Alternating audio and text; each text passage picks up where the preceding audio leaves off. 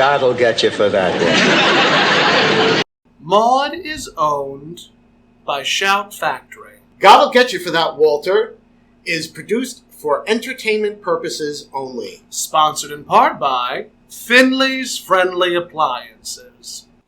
Hello, everybody, and welcome to another episode of God'll Get You for That, Walter. Yes, he will. Yes. Yes, he will indeed. Yes. Today, well, first let's introduce ourselves because Yes. I know you're always going to nail me for that. I will. My name is Tom Catt. It's in my contract. I didn't know we had contracts readily available for that.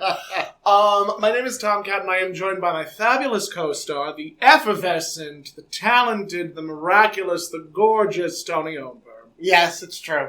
It's all true. Not hyperbole. That is exactly the only amount of compliments that I am going to give this person today. Okay. Today we went over Maude, the Grass Story. The Grass Story. Which aired December 5th, 1972. And what a progressive episode. You know, I gotta say, this, for somebody watching it, like when it all originally aired, I mean, I this episode I don't remember. Yeah. Maybe I didn't even see it when it was on. I mean, one of the things that CBS probably tried to do was, like, if there was an episode that was really, really, really perverse and, like, not well received, they just wouldn't air it. Yeah. Or sometimes they'd air it once and then never again, depending on how much hate mail the show got. Yes. But I'm just thinking about somebody who was, like, watching the show religiously, that it was like every week was like something progressive. Some sort of progressive some hot topic. I mean... Well, that was, as we mentioned in previous episodes, the first season of Maude, B. Arthur and Norman Lear were, like, addressing these issues head on. The writers, the producers, the actors, they all got together and they were like, we gotta make the show as, I don't want to say as political as possible, but, like, touch on these really, really, really hot button issues. Yeah. And this episode was no different. And as we've also mentioned in previous episodes, these issues are still very much talked about today. Yeah. So the short story long is Maude heads up a vigilante group to keep a local youth arrested for marijuana possession out of jail. I'm just going to say it right now. I'm pretty sure Harold Collins was not white. Probably not. I do not believe that this Harold Collins child was white. Probably not. And again, race and marijuana and jail definitely play a very intricate part in the way that this episode was. Also, social standing, because it was pointed out that Harold Collins' family didn't have money. Yeah. We don't know what his ethnicity was, but we do know that he was lower income. I would definitely say lower income. And I think definitely there's implications of race, but I think they tried to make it as nondescript as possible. Yeah. Yeah. But yeah, there were a few guest stars. Elizabeth Fraser, I think, came back as Lorraine. Joe Campbell. Oddly, though, I didn't notice if she was pregnant. I think that just... Because I honestly think that was just a fat joke. Yeah, you think? I definitely think it was a fat joke. Yeah, because it didn't seem that the she joke was pregnant, or maybe she had the baby. Maybe she had the baby already. You don't know. It's sitcoms. Yeah. Time passes like nobody's business. Yes. But also, they definitely use Lorraine to make several, like, plus-sized woman jokes. Mm-hmm. Which, She didn't seem as frumpy, though, this time. No. Didn't she seem She was definitely... frumpier? Yes. When we first saw her? Much frumpier. More, like, housewife with the little kids running around. She seemed... A little bit more put together. Yeah. Just even her hair and it may have clothes. Honestly, it may have just been the costume department making that decision. Yes. Yeah. But interesting. Just interesting to point that out. But yes. Yes. So the episode begins with Maude and Walter arguing. How unusual for them. Groundbreaking. Yes. Groundbreaking for the two of them to be arguing. Yeah. And one of the things that was funny is, figuring out when the argument started. When the argument started. Because Walter had said that it started Tuesday night, and Maude said it started Wednesday night. Yes, because she had made the Mexican dinner that Lee Trevino recommended. Yeah. Yes. And she figured, he would like that because Lee Trevino is a golfer and Walter likes golf. And that was actually addressed. And it was one of those moments where I'm like, this is a dated joke. Yeah. It's fine. Let the joke be dated. Mm-hmm. Mm-hmm. And of course, Walter couldn't... She was sure of which night it was because she remembered which night Walter had the gas. Yes, because that was something that Walter had pointed out. It's like Tuesday night, all I had was gas from the Mexican dinner you made. And Maude proceeds to say, "Wouldn't you know if I knew the night that you had gas?" Yes. Because, married couples, they do sleep together. Yes. At least that's what we're assuming. Yes. And gas. Well, we know they do. We've seen their bedroom. They do sleep together. They do sleep together. Now, in the midst of this, the doorbell rings, and it's the grocery boy. It's a salesman, a tomato salesman. A tomato salesman. Yes. I've never seen any of those. No, me either. I don't think we'll ever see them ever. Not in our lifetime. Not in our lifetime. No. I think it happened in the 70s, so we're already past we're past that. Yeah. So, she's negotiating. There's so much going on with the grocery boy, all the while still arguing with Walter. Also, I have to point out, in this episode, had more people coming in and out. Coming and going. And it was like a whirlwind. It was like laughing. I don't think any of the other episodes prior to this had more in and outs and everything going on. Yeah, there's a lot. This one. It was a lot. It was very, very crazy to keep track of all the people coming and going. I'm thinking, like, when they were actually filming this must have been like quite an episode to choreograph, to orchestrate, block. To block. Yeah. Every, the ins and outs. I mean, Florida in and out, Arthur in and out, Carol up and down. You owe me a Coke. Actually, there was a bit of potpourri that I remember reading, where the reason Carol would constantly go up and down the stairs is because her breasts bounce. Yes, I remember. Yeah, we've discussed that before. Yes, although she was kind of, even when she was very demurely dressed. She was very conservatively dressed. Wasn't she in like a robe? She was a bathrobe. Yeah, so there was not a lot of movement in that general vicinity. So the reason why Maude and Walter were arguing was because there was a child named Harold Collins, a 16-year-old who works in a grocery store. He was 17. 17, thank you. 17 years old, working in a grocery store, and he had a quarter ounce of pot on him. Yes. And Maude, along with other housewives, middle-aged, upper middle class white women, were going to be staging a protest at police stations. At police stations all around New York. To get arrested. They were in protest. To get arrested in protest. In protest, yes. And of course, it was up to Maude to get the pot. Yes, Maude's responsibility was to get the marijuana. Now, Walter, he just wanted to pay for the lawyer, but Maude told him it was so nice of him, but he'd already paid $500. He'd already paid $500 to the attorneys. And this is where they also now start talking about the different drugs that they're taking all throughout the night. I want to touch on the tomato thing. Oh, yes, please. I do want to touch on the tomato thing. We do have to touch on the tomato thing. So, the tomato salesman is, like, standing around listening to these two this married couple argue like they're cats and dogs. And Maude was literally feeling the bottom of the container. I don't know if you've been in grocery stores. I've been in grocery stores. I have. Where you'll have, like, those green packages that have the tomatoes on the bottom or strawberries. Yes. And, you don't know if something's rotten. You don't know if something's rotten on the bottom. Yes. And I've had the experience where I get home and there's something is growing. Yeah, rotten. There was something rotten in the state of Denmark. It's their cheese. Yeah, that's true. That's true. So Maude is feeling the bottom of things, all while arguing with Walter about the pot.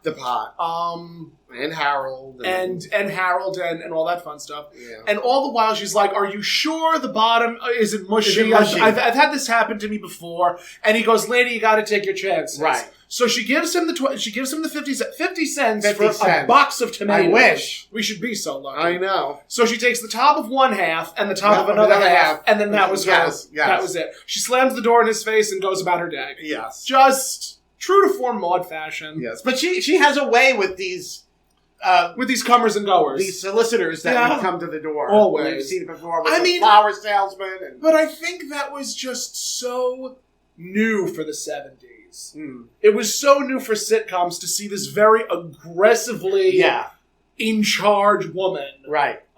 Especially because before that, you would have doting submissive wives. You would have doting submissive women. You would have women who just weren't. Yeah, Mrs. Cleaver would not have taken the top half of one and the top half of another. No. She would have taken her chances. She would have taken her chances, but Maude was not one for that. No, she was not. She was not having it. She was not one for that. So now can we get into where all of a sudden now this starts the different prescription drugs. I have them written down somewhere. Maude had taken 2 chlorohydrates and a Librium to make herself go to sleep. Yes. Carol had taken a Valium to go to sleep. Yes. And then when Carol was groggy in the morning, Maude hands her a Ritalin. Yes. Like these are I think what did Walter take?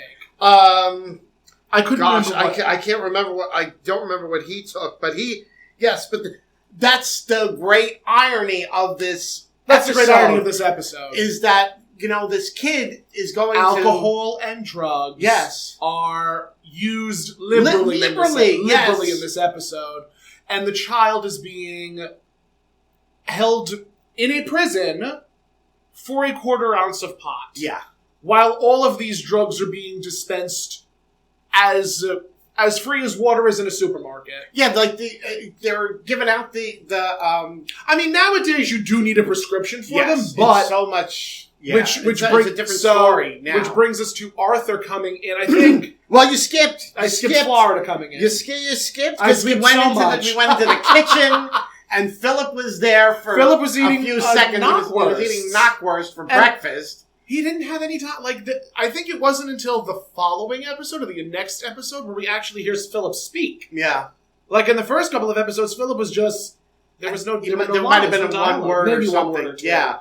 But so Maude offered to make breakfast, but he said no. She offered to make him an omelet, yes. And he said no, thank you. That was the line. He said no, thank you. And she said, "Thank God if I had to cook this early in the morning." Again, because grandmothers are supposed to be sweet and kind and make their grandchildren cookies, but not Maude. No. She's like, thank God I don't have to cook for this school. So, Walter wanted her to make him breakfast, and she's like, "Here, have the knockwurst." Have the knockwurst that Philip was just eating. And he complained he was going to get scurvy. She threw him a line. Yeah, the line. She threw him a line.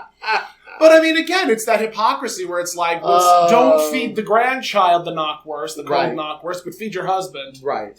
And that was when Walter said, "If I have a diet like this, I'll get scurvy." Yes. And then she tosses him a line. A line. So good. So now that's when the doorbell rang, and it was Lorraine. Jeff, her nephew Jeff. When did Lorraine come in? Later. All right, so it was her husband. It was her nephew Jeff who had the pot. Yes. And this is the only time we see Maude's nephew Jeff. And he was supposed to have the pot. He was supposed to have pot, and he did not because there was a big senior prom the night prior. Right. So, now, how would a senior prom take place in December? I don't know. I don't think they took that into consideration. Yes. But you know what? All that stuff was continuity. It happens. I'm sure also with being that it was like the first season, I'm sure like a lot of things were written like well in advance, months prior, years prior, and so probably nobody even knew like what order stuff was going to. Film but that happens a lot with sitcoms where they'll just record. They'll write the sitcoms out, then they'll record them, then they'll air them, and that's how I think it went with this one. Yes, definitely. But it was amusing to me. Like this aired in December, and he had mentioned a senior prom. Just potpourri. But because there was a big senior prom, Jeff did not have the pot. Right. Now, what's funny about this is that Maude earlier, like right before Jeff had said that was, "You're always my favorite nephew. I love you so much. You're the best. You're the greatest. You're this. You're that." Yada yada yada. Didn't have the pot, and suddenly it's, "You're a loser, Jeff. He's a You've loser. always been a loser." Yes, he's a loser now. But then she's like pleading with him, saying, "Please, I need just wait and hang around playgrounds, something anywhere, just to find some pot." And as he leaves, he goes, "Great, I have to have an aunt who's ahead." And as Maude closes the door, she starts walking, saying, "Walter, what head of what? Head of what?"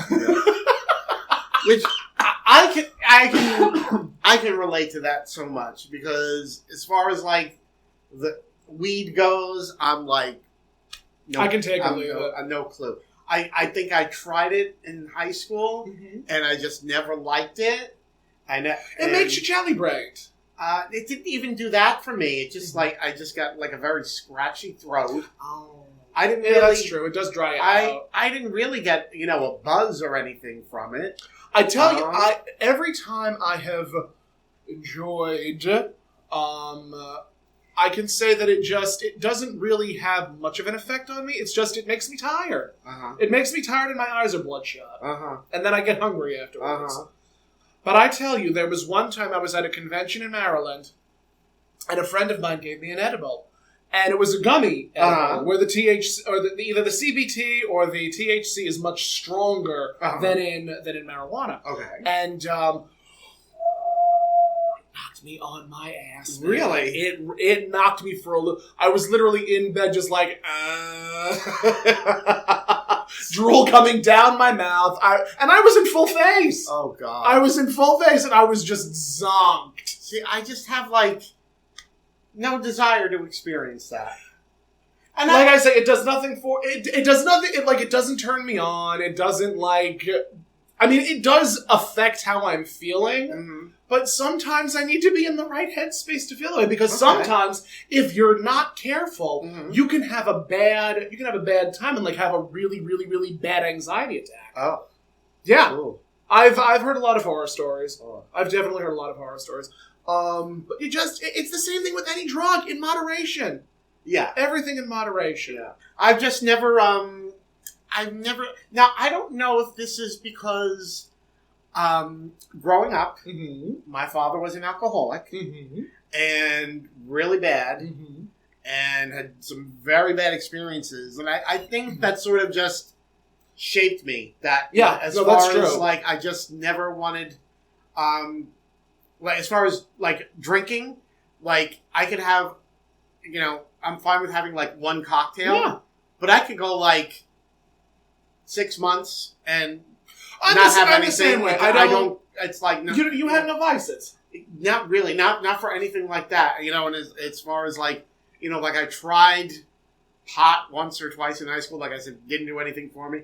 Never ever touched it again, or anything else. Or anything else for that matter. people have tried cocaine and all kinds of things. I mean, the heavier stuff is always going to be around. The heavier stuff is always going to be around. Yeah. A coke, meth, heroin, just all of those Category 1 or Category 5 drugs. I think Category 1's the worst. Category 1s are like really, really, really bad drugs. I think I might have my wires crossed. It's entirely possible. My wires are always crossed. Could certainly be.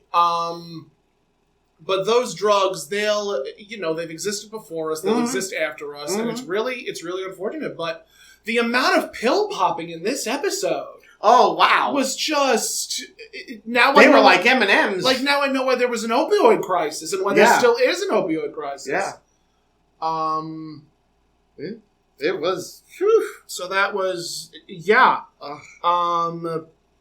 So, she kicks Jeff out, basically. She kicks Jeff out, and to get the pot. Get the pot as fast as possible. Now, that's when Lorraine comes in. Well, I think Maude went back into the kitchen to continue arguing with Walter. That's when Lorraine came in. Yeah.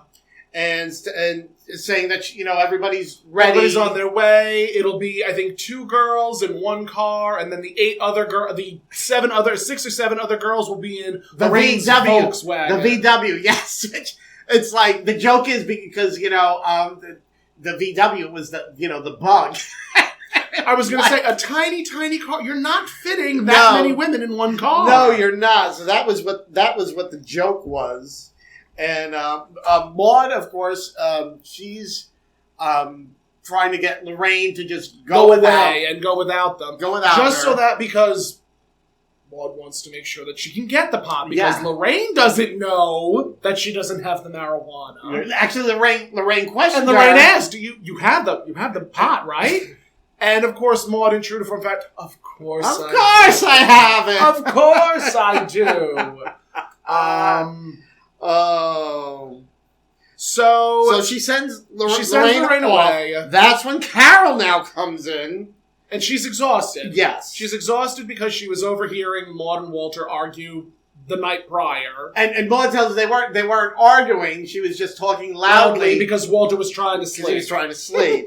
And that's why Carol took a Valium. And so now Maude wants to give her a Ritalin for a pick-me-up. I never understood Ritalin as a pick-me-up. I don't know. I always thought it was meant to calm a person down. I don't know. Maybe back then it was a different chemical or a different formula. They felt it was at a different reaction. Who knows? I don't know. Who knows? So Maude is now asking Carol if she knows anyone who knows can get anyone pot. that can get her the pot. And Carol says no. She doesn't know anybody that smokes grass. And Maude, of course, goes, you raise a daughter, and what happens? She turns out all right! So, Maude is like, where is she going to find somebody to get her marijuana? That's when Florida comes in. And she says, Florida, I have to ask you a favor. We're family. And Florida, of course, is like, I don't see a family resemblance. And Maude is, tell her that she needs marijuana. And Florida, of course, is like, she says something that she only does Dr. Pepper. I'm a Dr. Pepper girl. He's a Dr. Pepper girl. I do love Dr. Pepper. I enjoy Dr. Pepper. I need to be in the right mood for dark-colored sodas. Yeah, really? I do. I try not to drink any of that stuff just because it's so awful. I know, it is bad. It's so terrible. I have to admit, though, yesterday, after doing my, drag brunch. After doing your gig, yes. And I had to drop Lady LaBelle off at home and, driving back home on the Sunrise Highway. Yeah, not fun. I told Frank, I said, I'm stopping at a 7-Eleven. You have got to get me a Coca-Cola Slurpee. Because I felt like my energy was like depleted. I just need running on empty. I need that rush of ice, caffeine, and sugar. And let me tell you, and that'll do it. You take one sip of that Coca-Cola Slurpee. And actually, you know what? I have thinking about it now because caffeine and sugar, that especially the caffeine, that is a stimulant. It is a stimulant. It is a stimulant. They have caffeine tablets. They have caffeine tablets. They have sugar supplements. They have all that fun stuff. Yes. And so I guess in a way, I was no different than everybody in this everybody episode. else. Especially in the episode we just watched. You druggie, you. I know. You addict, you. I know. That makes me think of, you probably wouldn't remember it. Try Welcome Back, Kotter. Yeah, when John Travolta's character, Barbarino, like they would pretend to be like, he was pretending to be like a drug addict, and he would do like, give me drugs. And it was like... My father liked Welcome Back, Kotter. I love that show. I need to be in the right mood for it because sometimes I'll watch it and I'm like, this has aged like cheese. Oh, yeah. This has aged like a banana. Yes. But of course for me, young little gay boy, seeing John Travolta, he was originally a teen idol.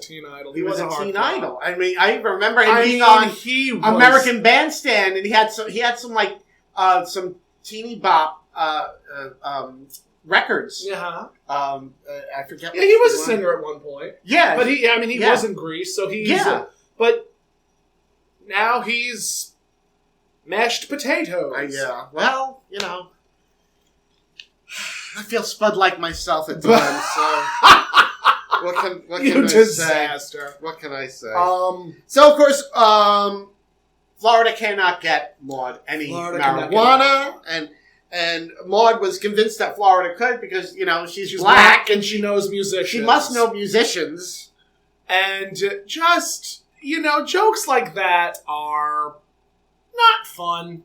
No. You don't hear jokes like that anymore. It depends on the media. Mm-hmm. It depends on the medium where you hear jokes like that. Mm-hmm. Like, you might hear jokes like that on Family Guy or American Dad or animated shows where, like, you can sort of get away with jokes like that. Right. But not in sitcoms of the day. No. Not in sitcoms of today.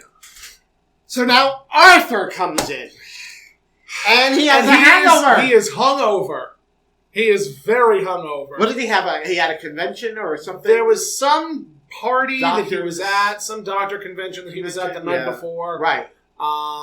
Yes. And just, again, he was very, very stimulated. Yes. And I think that's when Walter is asking him for more prescriptions. Seconal and Middletons and Libriums. Libriums. Yes.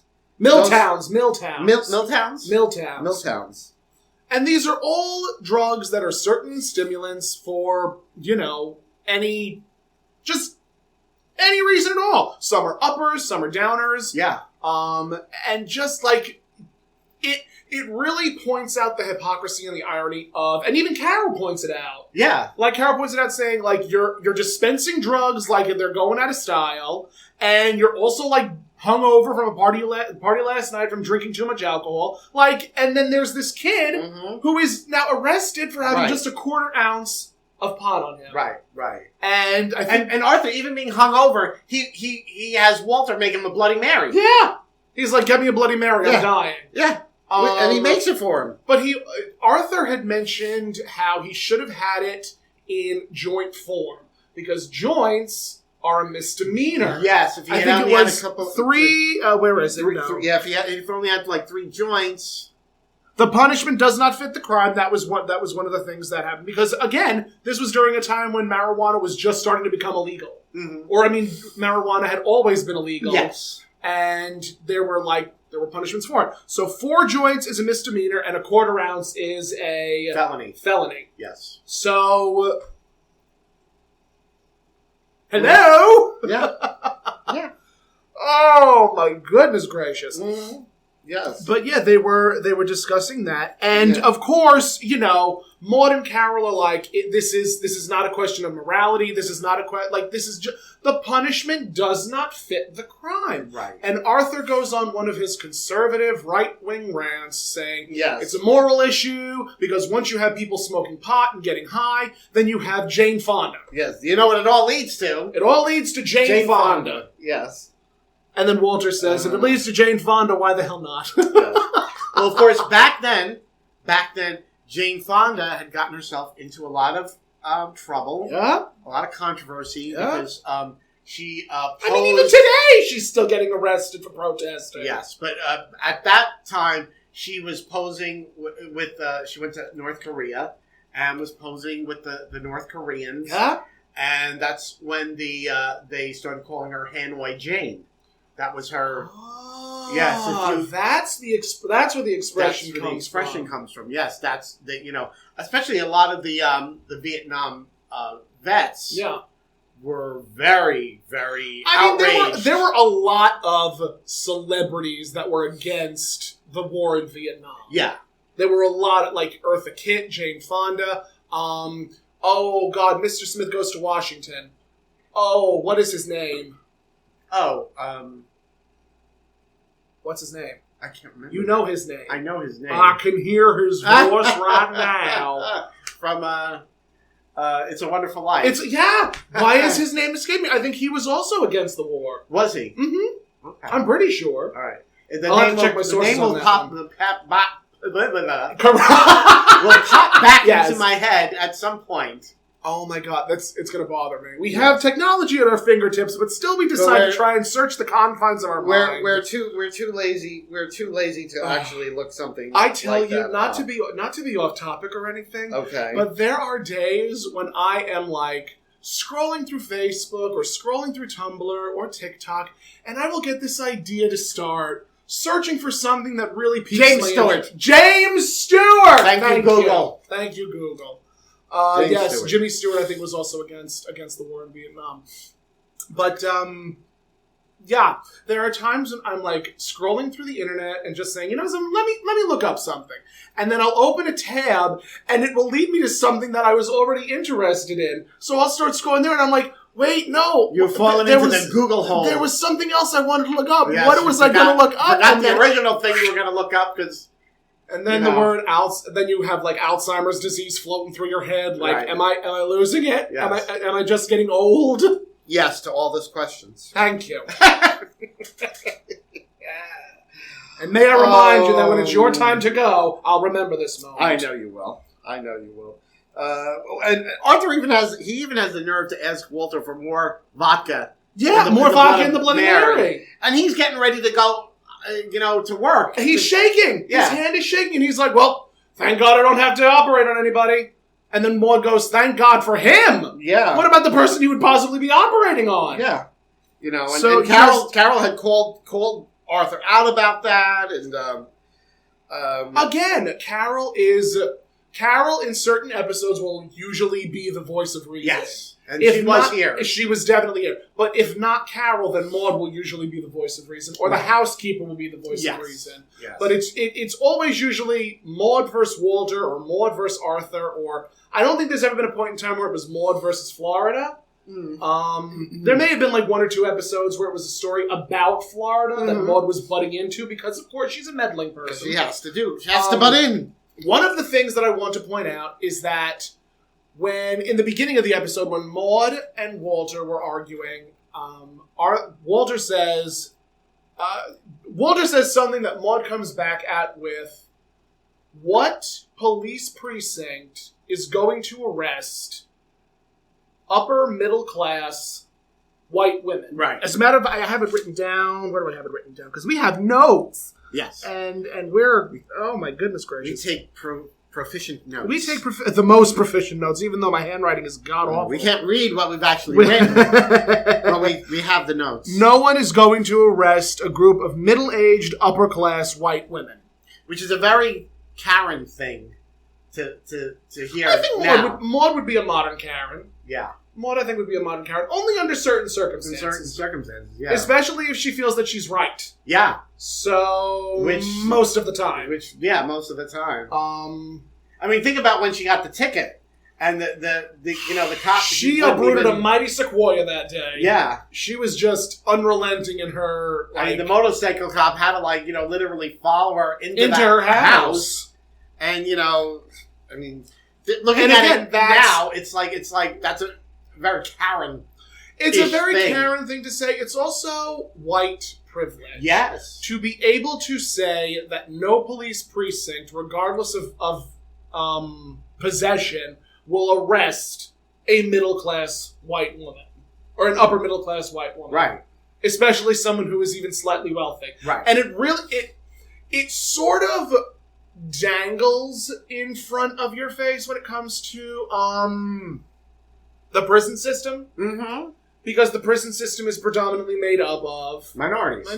Yeah. And marginalized people. Yes. And it's again, it's another one. The majority of people in prison, the majority are minorities. Yeah. So it's kind of. I mean, the argument is that slavery never ended; it just became the prison system. Mm. That's a hot take that nobody's ready to discuss yet, but we are. Yeah, if only for 5 seconds. Yeah, because it would be a lot. Yeah. And again, like as we've mentioned in other episodes, we are only two white queer individuals, so. We can only speak on the white queer experience. Yes. It's true. It's true. But any Hoozlebeans. So Arthur, he's got to go to work. And Arthur has to go to work, shaking like a leaf. Drunk. He's high. God bless the person who he's going to be treating. God bless the highway that he has to drive on. Yeah, so now Florida comes in and she has the pot. She has the pot that Jeff's friend got for her. Yes, and he dropped off, and she needs $20. She doesn't know what it is. She doesn't know what it is. She didn't know what it was. And she needs the $20. She needs the $20, so yes. Walter pays Florida. Yeah.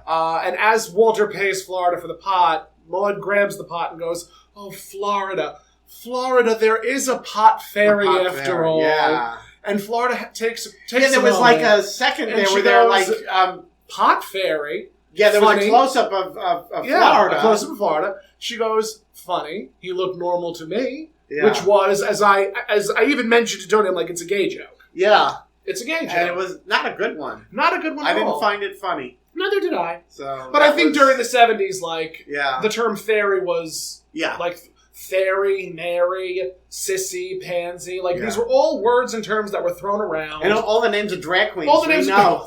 of drag queens that we know. Sissy, Pansy. Sissy, pansy. We know them. We do know them. We do know them. So it's interesting to see jokes evolve from where that is, because you would never get away with calling somebody a fairy on national television nowadays. Not today. No. We've come such a long way, and yet still here we are. Yes. So, but now Walter takes the pot away from Maude, saying, "I paid for it." Right. He's not going to give it back. I think one of the interesting expressions was again, I have it written down. The rights of the individual stop when it affects the marriage. Yes. And that was sort of the direction where they were going, because, Walter paid for the pot, therefore the pot is his, it is not Maude's. Right. And Maude's like, no, that's not how this is going to work. And they had this big argument about obeying, because I think Walter said something that triggered Maude. What did Walter say? I think Walter called her. Oh, he's not giving her permission. He wasn't giving her permission. Wasn't giving her permission, and that was like that triggers Maude. That is a trigger for Maude, because Maude is a militant feminist. I have to be totally honest now. I do. That's like a trigger for me. I figured as much. That's a trigger for me, because I remember one time my husband and I were having an argument. And he actually said, he used the word forbid to me. And I'm gagged. That was the one only time he used the word forbid with me. Because when Can I ask what it was in reference to? I was going somewhere, and actually I told him, it was Pride, and I was going to the Eagle with a friend, and told him, come meet us, and he was like, I'm not going, and I forbid you to go, and I was like, you forbid? I was, and that was it. I was like, yeah, I'm a grown man. I make my own money. It's like.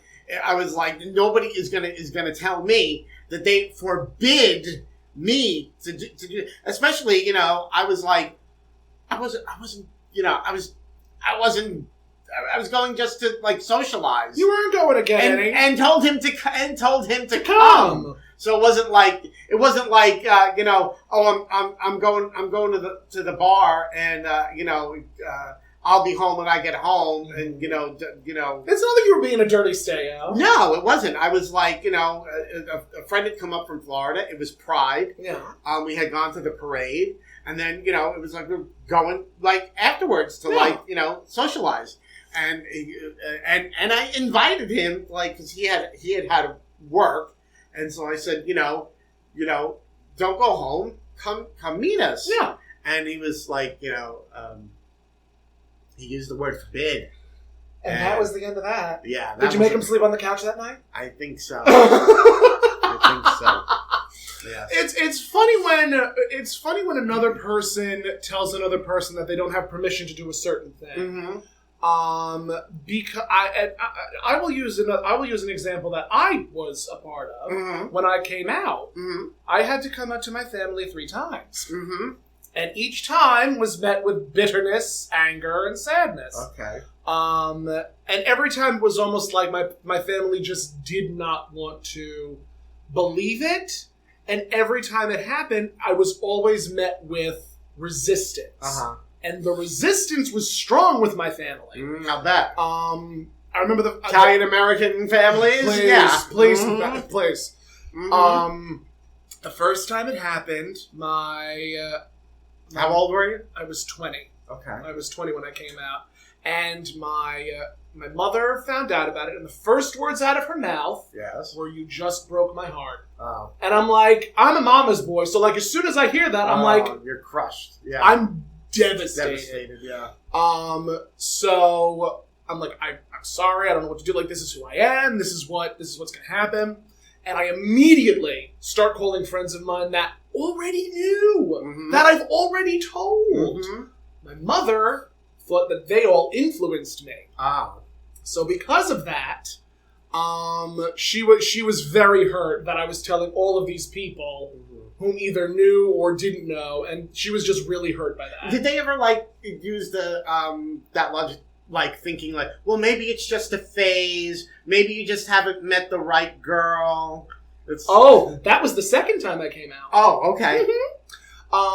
So I want to tell the first because I've never expressed this in a setting like this before. So this is raw. This is raw, real raw. As raw as my date last night. But I'm bummed. Try the veal. We'll be here all week, kids. Tip your servers.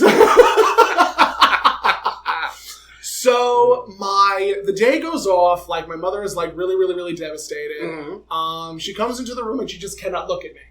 She cannot look at me because as soon as she looks at me, she starts crying. Lord. So because she's crying, I'm crying, we're all sad, it's really, really... I'm not crying, you're crying! Exactly. Really big, really dramatic. So I am sobbing at this point. And what am I watching? The Golden Girls. Well, of course. Because I need something to balance out the fact that I am sobbing my eyes out. Of course you do.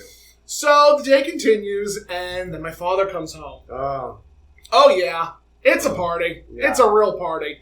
My mother takes him outside and is crying. My father thought we lost the house. So she tells him, and my father turns to my mother and says, and my mother told me this, he laughed. He laughed and he said, there's no way my son can be gay. And when my mother said that, I just rolled my eyes and I'm like, great, this is exactly where I'm supposed to be. He takes me outside. I'm texting my cousin frantic because I'm like, I'm going to die. I'm going to die. So he takes me outside and I see my mother in my jacket, in one of my jackets, just weepy-eyed. My father holds my shoulder and he says, have you ever sucked dick before? I'm like, okay, I'm going to go die in a hole now. Oh, God. So that was a thing.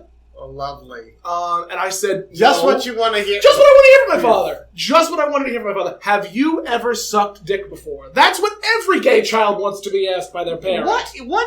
No child wants to be questioned about anything sexual they've done by their parent. I mean,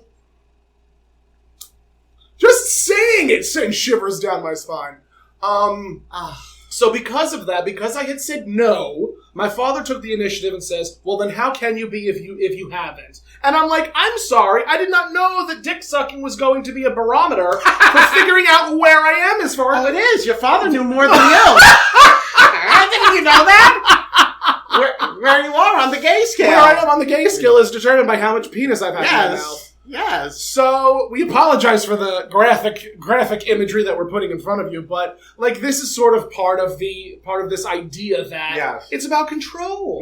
It's all about control. The second time I did it, my mother told my father. Now, first and foremost, I had told my siblings because my sister, my gorgeous sister, said to me, "You set a bad example for the gay community by dressing in drag."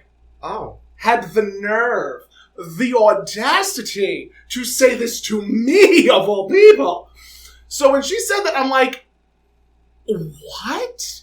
How do you know? So I asked her, how do you know what is an example for the gay community? My brother then says, because it was my brother, my sister, and my mother, they were all sitting on the couches, and my brother turns to me and goes, well, how do you know? I said, well, if it ain't obvious by now, I must not be doing my job.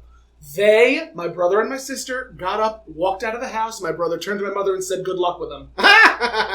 My mother turns to me and she goes, what was that all about? I'm like, we're not discussing this because the last time we did, I was a mess and you were a mess. So, of course, father comes home. Oh, God. And my mother says, do you know, remember what happened years ago with Thomas? 3 years ago to the day. Do you know what happened with Thomas? All those years ago. He says, yeah. She goes, well, he's at it again. Storms into my room and says, stop hanging out with buttholes and start dating girls. Father of the Year, ladies and gentlemen. Wow. Father of the Year. And that's all you needed That's to all do? I needed to hear. Oh. That's all I And that was all you needed to, if you had all just I done that, needed. you would have been straight. If I had done that, I would be straight. Oh, no. Who knew? Oh, the answer was so simple. Oh. So that night, either that night or the day after, I was at a friend's house, and I had wrote a very long letter. Oh, God. Because I'm like, there's no coming back now. Yeah. I've come out twice. Like this is the last straw. Right. So I wrote a very long letter. My friend's cousin proofread it and edited it accordingly. Oh, Lord. And she goes, "There's a lot of anger in here." I said, "Yeah, there is a lot of anger in there." So I went home, packed a bag, left the letter on the table, and went to my friend's house to stay there for about a week. Oh. That night, when I left the letter, I got voicemails, phone calls, everything. The first voicemail that I listened to was my mother screaming at me. Oh, boy. Saying, I think she said, "Thomas, this is your mother. If you don't get your effing A home right now, I'm going to drive to your friend's house and pull you out by your hair." Oh, yeah. So, when I say I'm dramatic, you know where I get it from. But then after that, I stayed at my friend's house for a little bit, called family members, and I was just like, what do I do? How do I handle this? How do I deal with these very controlling, very aggressive individuals? And they were like, you're just going to have to deal with it. And I'm like, great, thanks for the advice. Truly appreciate you. So I finally went home after a couple of days because my mother had said, you need to get over yourself. I need to get over myself. I need to get... Okay. Sure. Outstanding. Really about that. So I went home, and then it was me, my mother, and my mother and my father. We were all sitting down, and my father was asking, like, potpourri, like, how's everybody doing? What's going on? And then he turns to me and he says, what about you? I said, well, I'm working right now. What more do you want from me? He goes, that's not what I mean. I'm like, why are we having this discussion now? Why can't you just leave well enough alone? And because I think I had written in the letter, like, Jesus created me in his image. Like, why are you not accepting me in this way because of God? Right. And he goes, Jesus did not create you this way. And I'm like, okay, we're not having this discussion anymore. Lord. So before we started screaming at each other, my mother said, stop. She turns to me and she goes, are you happy? I said, yes! She goes, all right, then that's the end of it. There you go. But boy, howdy, from there to here, I'm surprised I'm still standing. Oh, my Lord. So controlling husbands. Yeah. Controlling husbands. But welcome back to God Will Get You for That, Walter. Not Tomcat the mini-series. Tomcat. The man, the woman, the queen. Correct, in fact. So because Walter says, I do not give you permission, Maude goes on a tirade. Yes. Saying, you do not give me permission. You don't own me. You don't own me, Walter. You don't own me. You don't own me. Careful. We'll get demonetized. We will get demonetized. It's true. So Walter is saying that he's going to call a girl from work.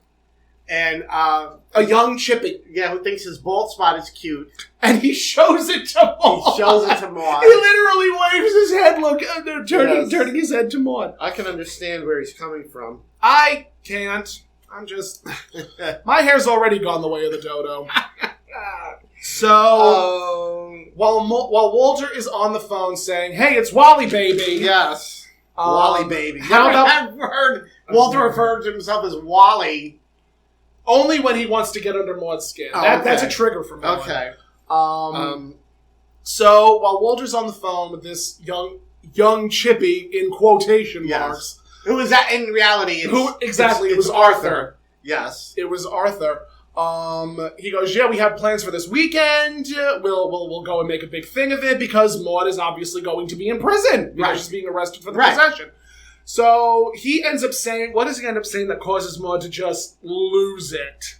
I don't remember what exactly made her lose it. I think it was just him talking about making the plans. But she rips the phone out of the wall. Rips the phone out of the wall. Yeah.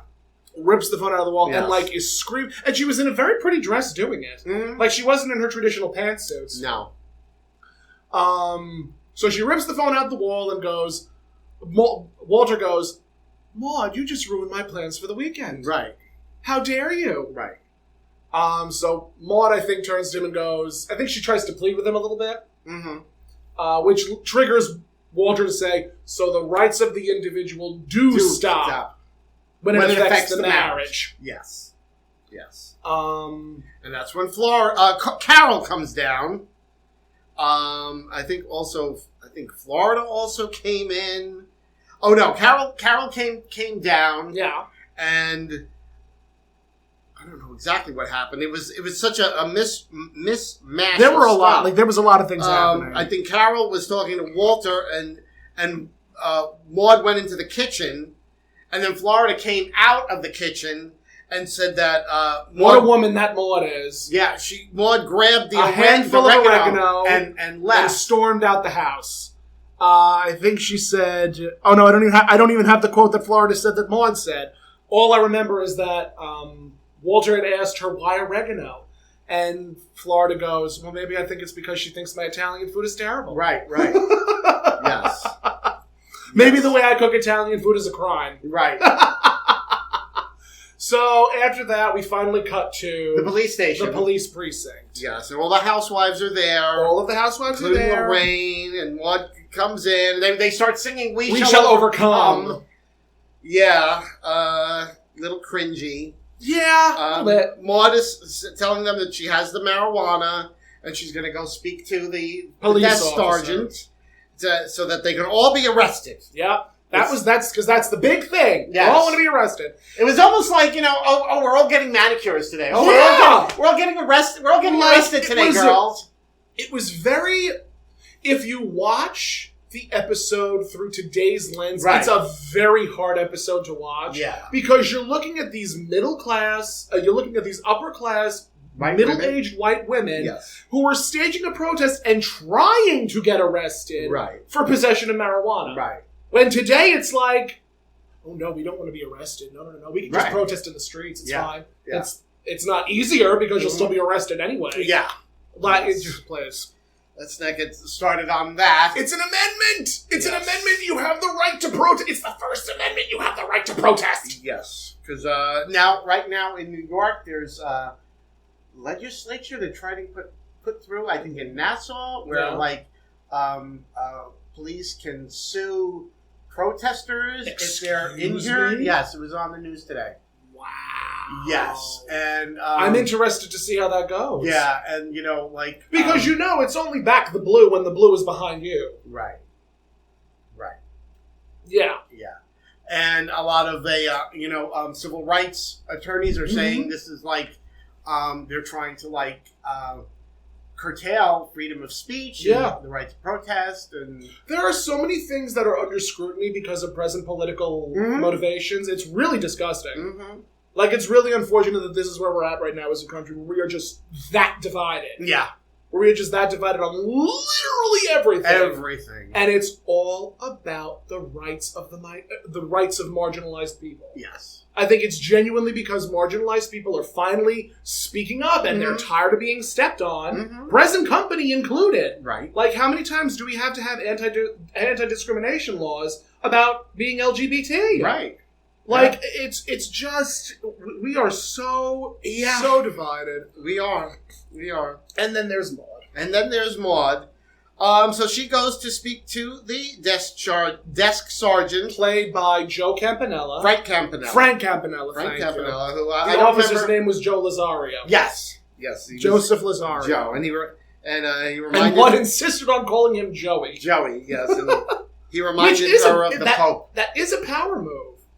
Oh yeah. When you take a person's name and don't call them by that name, and instead turn if anybody calls me Tommy, I will rip their hearts out. I could never see calling you Tommy. Nope. That's why I call myself Tomcat. Yeah. It's 2 syllables, easy to say. Yeah. And it reminds you of Jerry. Yeah. And Tom. I prefer to call you Pussycat, but that's just me. That's my nickname for you. Honestly, you've earned the right to I've call earned me the Pussycat. right. I've earned the right to call you Pussycat. So They're going over everything, yes. and Maude obviously does not have pot. She has oregano in her purse. Oh, what's even funnier is he's finally like relenting, and he's gonna arrest her, and he's reading like, what's your name? Maude Findlay. Are you married at the moment? Barely. And then he asks her age. What's your age? And Maude does not want to tell her age because she is a woman of a certain age. But even her age was young. Yeah, like 47 is not old. Not by today's standards. Not by today's standards. Look at Jennifer Lopez, 52 years old, and she looks like a freaking Playboy model. God bless her. Right. So he says he's going to write down the age he thinks she looks, and she's like 47, and I just saved your life. That's right. I love that line. Literally love that line so much. Lord, yes.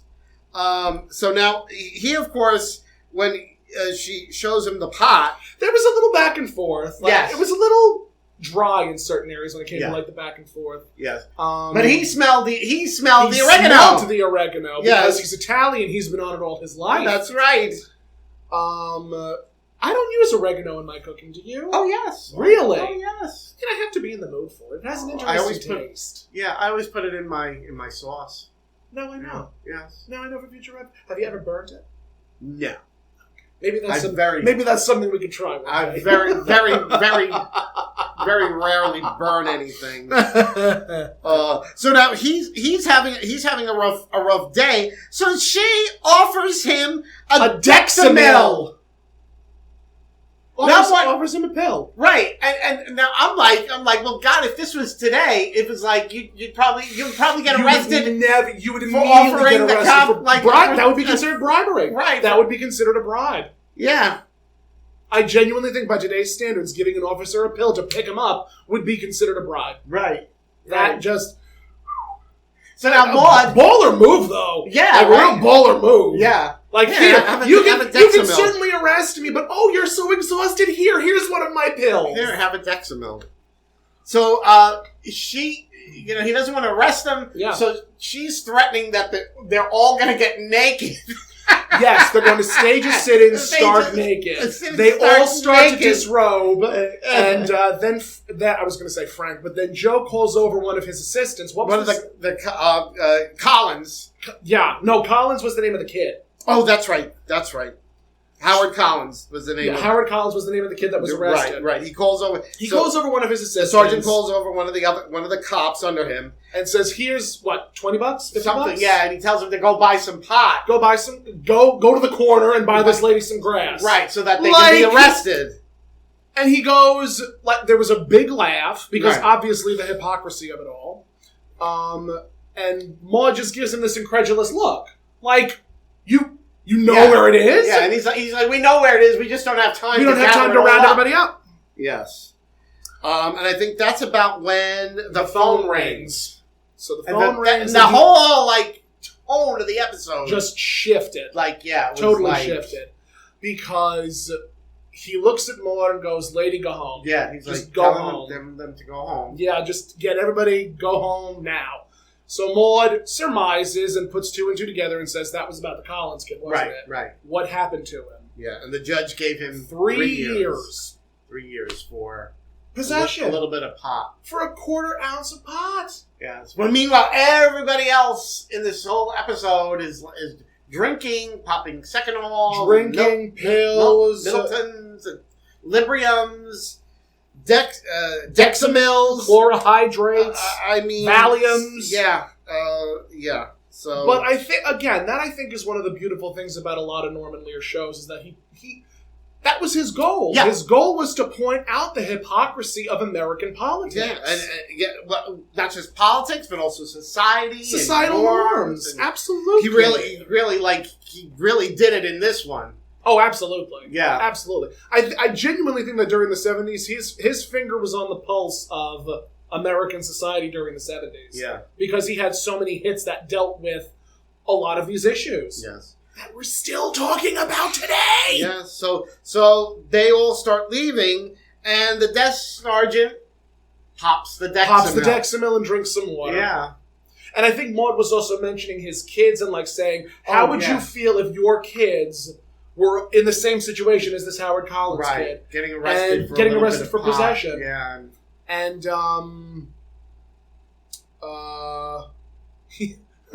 Joe ends up saying, "My kid turns on by putting their toes in her mouth. She's 2." Yeah, his kid is 2. So they go home. The Collins kid was arrested for 3 years for possession. Sentenced to jail for 3 years. Yes. And the epilogue of the episode is Maude saying, "We're going to stage a picket. We have 1,000 women all in the state of New York. They're going to protest in Albany. Outside the governor's house. The governor's mansion. They've rented a bus. Right. And they're all going to go up and they're all going to picket. Right. So Walter is like, "Maude, you're incredible. Like, what can I do to help?" Because, right. They've obviously made up. Yes. And Maude says, "Oh, you helped plenty. You rented the bus. Good old Walter. He didn't even know it. He didn't even know that he helped. He didn't even know he But helped. it was the same thing as the episode with Maude and the Radical, where he had made a donation that he wasn't even aware of. Wasn't even aware of. How much was it? I think $1,000. It was $1,000. $1,000. Oh, remember when $1,000 was a lot of money? Yeah, not anymore. I remember when $1,000 was a lot of money. I miss those days. Yeah. I wish that they would come back. I know. I know. Oh, inflation is real, kids. Yeah. But that does conclude another marvelous episode of God'll Get You for That, Walter. Yes. If you would like to follow us, you can at Findley's Friendly Appliances on Instagram. You can follow us on Facebook at God'll Get You for That, Walter. You can email us at Findley's Friendly Appliances. You can also follow us on YouTube at God'll Get You for That. So God'll Get You for That, Walter, and Findley's Friendly Appliances. You can email, check us out, all that fun stuff. All that good stuff. If you would like to follow me, you can at ThatTomCat. I do have my own website. It's thattomcat.com. And if you would like to follow this gorgeous hunk of man right here, this withering raisin in sneakers that I call a mother, you can at... follow Toni Homeperm on Facebook and Instagram, and also my own website, ToniHomeperm.com. And that's Toni with an I. She loves when I say that. I do love when you say that. And I still stand by my statement. You are going to have your own one-woman show called Toni with an I. I already do in my own mind. Well, that's where it'll stay most likely if you don't get out there and show it around to the people. I know. And if you would like to continue to listen to us, you can on Buzzsprout. We just got picked up by iHeartRadio and Apple Podcasts. I know. We're official now, kids. We're everywhere. Made it. We made the big time, kid. We literally are everywhere. We're everywhere. We're like savoir-faire. That's right. Is everywhere. That's us. Oh, my goodness. So thank you, friends, for listening to another episode of God'll Get You for That, Walter, and we'll see you next time. Good night.